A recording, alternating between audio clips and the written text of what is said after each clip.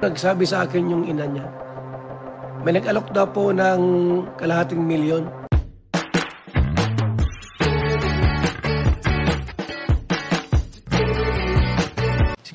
Si Kuya Jens, ano yun, reactor natin yan. Official reactor.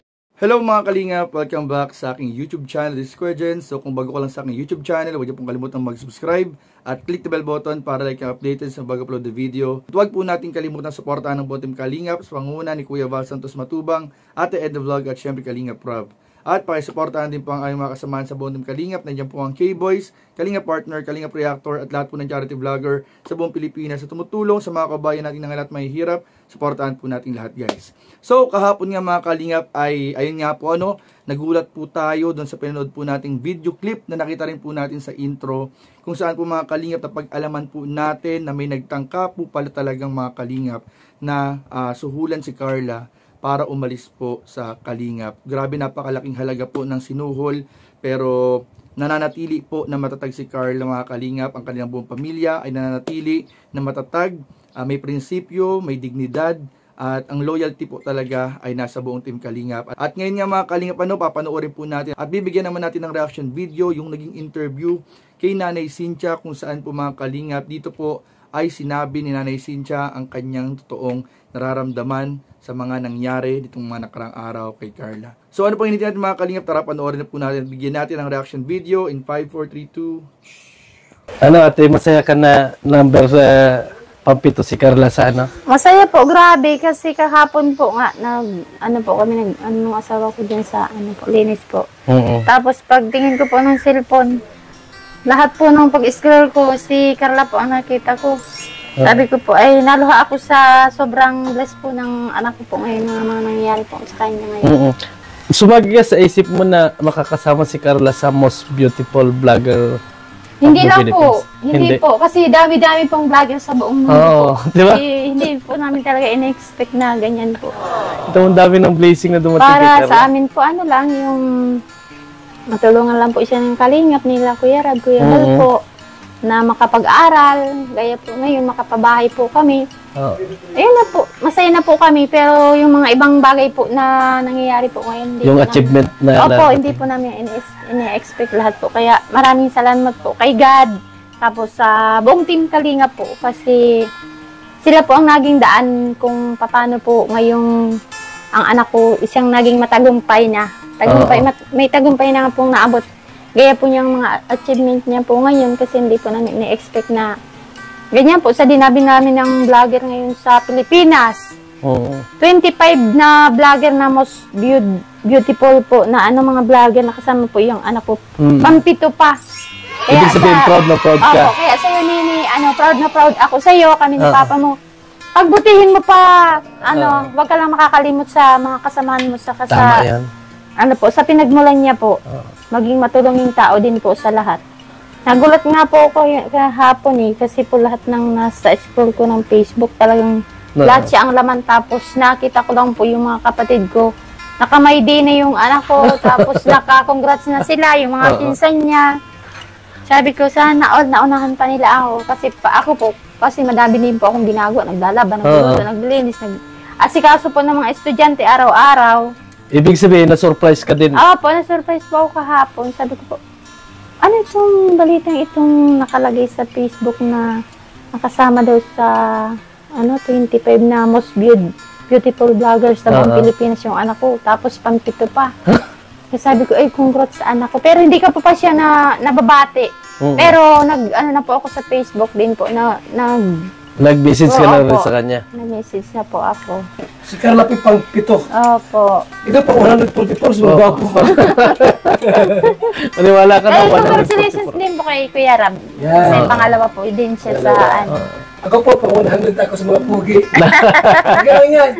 Hindi nga din po namin na-expect na ako po tulad ko po isang mama niya. Hindi ko po in-expect na magiging vlogger siya kung hindi po kay Kuya Rab. Okay. Masaya din po ako nung sabi niya, may channel na daw siya kasi sabi daw ni Kuya Rab niya. Sabi ko, ay salamat kasi makakatulong niya siya sa pag-aaral niya.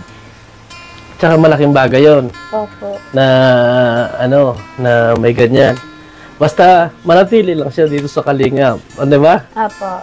Yan ang pinakamaganda kasi si Carla ay scout siya ni Kalingap Rab. Siya talaga yung mismong nakabalag kay Kalingap Rab. Kaya talagang sabi nga lang, dito lang siya, ay hindi siya pababayaan ng Kalingap. Marami kayong kasing mga ng Kalingap na tinutulungan na ng Kalingap pero hindi na naibinablog. Yung ganun ba? Apo. Tulad yan, sina Joy, kung sino-sino pa, nandyan lang sila, pero tuloy-tuloy pa rin yung tulong ng Kalingap. Ang kagandahan dito Kumbaga ngayon. po, stable po Oo. ang pagtulong ng Kalingap Oo. sa mga beneficiary po nila. Kasi yung iba kasi, yung mga nawawala sa Kalingap, yung gustong magmadaling yumaman. Yung akala nila, pag umalis sila, at may mga suporta na sila, kasama pa rin nila. As in, doon sila napipil. Kaya yun ang pinakamaganda, nandito lang sa Kalingap, stay humble, di ba? Gaya po nung birthday niya po, di po namin in-expect na ganun po kalaki yung nakukuha niyang Oo. pera. Nandun na kumbaga ng birthday na yun. Ng maraming tao Oo. po. Di po Talagang- namin in-expect yun. Kaya yung tuwa ko po, sobrang naiyak po ako para sa anak ko kasi malaking tulong po yun, lalo na po sa pag-aaral niya, ilang taon po ang college. Tsaka po kung kami lang pong magulang, ano naman po ang ipapaaral namin gaya po ngayon. Oo. Yung paglaot-laot lang po, minsan kulang pa sa panggasolina po. Oo. Di ba? Kasi hindi naman mo maano kung may Opo. huli o wala, Opo, di ba? kaya halimbawa po yung ganyan po yung nanganak ko niya pera, sabi ko, safety mo din yan kasi para sa pag-aaral po niya. Kasi si papa niya po, minsan nga po, yan pa ang nabigay sa amin pag hindi po talaga makalaot kasi ang paglaot po, timbang buhay din po yan. Ibig sabihin Pag malakas po, Yung mga nakuhang pera na yun, nakabangko na yun. opo, nakasafety Para sa na- pag-aaral opo, talaga sa ni pag-aaral na Carlo. po. O kasi kung ang mangyayari magiging social, bili kung ano-ano, walang mangyayari. Tama yung ginawa nyo. About to sa mga nakuha Nabili ninyo, man po yan, nakabangko na. mga damit-damit. Oo, walang Minsan problema yun. ganyan. Yung Pero mga kung sa damit-damit. mga, kung anong luho po, hindi po yun. Sabagay, hindi pa rin naman kayo, ganoon pa rin naman yung style kahit alam namin na marami kayo nakuha ng pera, kung ano yung mga naging regalo, pero nandito pa rin kayo stay na nung pumunta dito. At saka ngayon, walang pinagbago. Opo. Diba?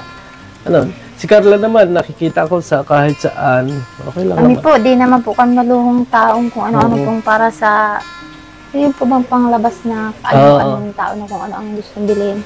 Ay po, sabi ko po sa asawa ko, tamang kumain lang kami 3 beses sa isang araw. Saka makapag-aral po yung mga bata, ano po, mayroon lang pag kaming pagkain, ayos na po yun. Oo, totoo Simpleng yun. buhay. Yung simpleng buhay.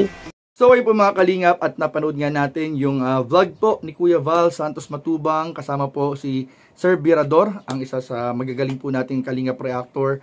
At ayun nga po mga kalingap sa interview nga po kay Nanay Cynthia sa pagdalaw po nila Kuya Val sa bahay nila sa Tarum. Ay kinamusta po nito si Nanay Cynthia dahil nga po marami pong nangyari itong mga nakaraang araw, nakaraang linggo kay Carla. At isa na nga sa napag-usapan po nila ay yung mga achievement na dumating po kay Carla, yung pagiging top 7 sa most beautiful reactor in the Philippines. Ayun, pinag-usapan niya po at sobrang blessed na blessed po at sobrang proud po si Nanay Cynthia. Napakasaya po ng kanilang buong pamilya na marami pong achievement ang dumadating kay Carla. At napag-usapan nga rin dito mga kalingap kung papansinin po ninyo na napahipyawan po dito nila Sir Virador yung tungkol po sa pagpananatili ni Carla sa poder ng kalingap. Kasi andito po sa kalingap ang tunay na pagkalingap talagang hindi pinapabayaan ang mga beneficiary na nananatili, katulad po ng mga beneficiary na patuloy po nananatili sa kalingap at hindi umaalis, ay talagang makikita naman po natin na tuloy-tuloy yung pagtulong na ginagawa nila Kuya Val at Kalingap Rab. Kumpara po sa mga beneficiary na sa mga beneficiary na gusto yung instant money, shortcut, ay ayun, nawakwak po mga kalingap, nadala ng sponsor at kita naman po natin kung ano yung naging resulta ng nangyari sa kanila mga kalingap. Yung po yung iniiwasan at kagandahan po ito mga kalingap doon sa live ni Kuya Val kahapon, kung napanood po ninyo, ay yung may nagsuhol nga po kay Carla ay talagang napatunayan po ni Carla, nila Nanay Cynthia, ng kanilang buong pamilya, yung loyalty po nila sa buong kalingap, na hindi po sila basta-basta nadadala ng suhol, dahil po syempre yung loyalty at yung integrity po nila ay talagang nananatili. Talagang may pagmamalaki po nila mga kalingap. So yun po yung nakakabilib talaga. At ayun nga po, hanggang ngayon po ay hindi pa natin alam kung sino talaga yung nanuhol. Pero tiyatawanan na lang po ng mga viewers kasi parang ayun nga, napahiya nga daw po yung nagsuhol. So, yun po, ang importante po mga kalingap ay hindi po nagtagumpay yung mga nagbabalak na sabihin na nating magwakwak kay Carla. At hindi po magtatagumpay kailanman. So, yun lamang po mga kalingap at maraming po salamat sa panonood. Please stay tuned po sa mga nag-aabang ng part 80 dahil malapit na po yan mga kalingap. So, yun lamang po at maraming po salamat sa panonood. Please don't forget to like, comment, share, and subscribe sa ating mga video. Maraming po salamat. God bless. Bye-bye.